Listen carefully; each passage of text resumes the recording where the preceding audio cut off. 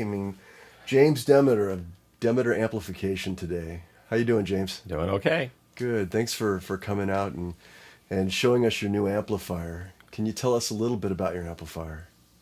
The amplifier you've got is the Bass 800D, and it is an 800 watt into 4 ohms. You're using it at 8, obviously, with the combo cabinet there. And it has 450 watts going into that particular cabinet, which is pretty much the rating of the speaker. It is a new design. It's using one tube instead of the more classic version of the VT series, using a few more solid-state drivers, which gives it a little bit more zip to the sound, a little quicker, a little more fast. It also has the inductive deep switch, which the VT series does not have, which adds, particularly when you're in your bedroom and you want to hear some deep bass, you can just flip the switch without scaring the neighbors. You chose an Eminence neodymium 12-inch driver. Yes. For this particular application. Yes. How come you went that way? We tried different ceramic drivers. We also tried Fatale drivers, which were good, but this one seemed to be the winner for this particular combination.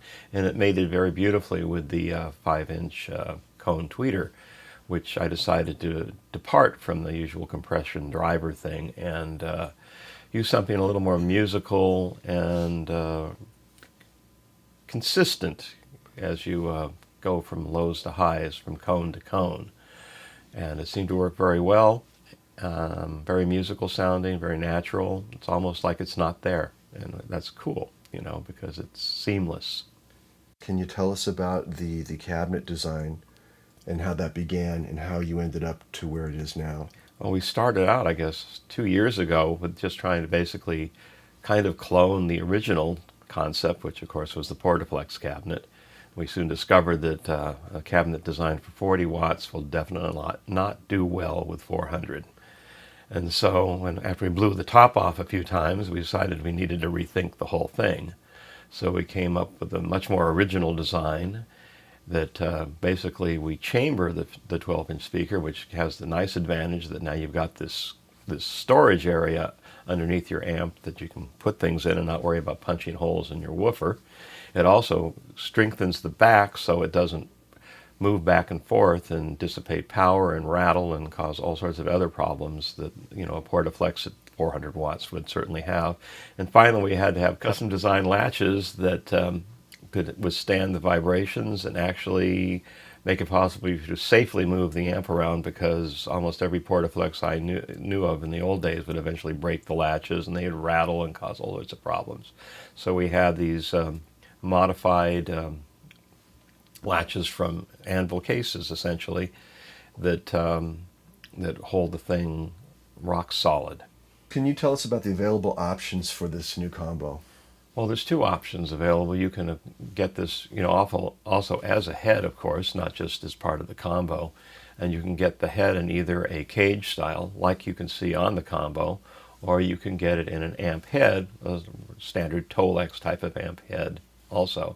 We also offer as an option a Jensen output transformer for the DI that basically gives you the advantage of having a microphone level output that's perfectly balanced because it's a transformer, and gives you complete isolation.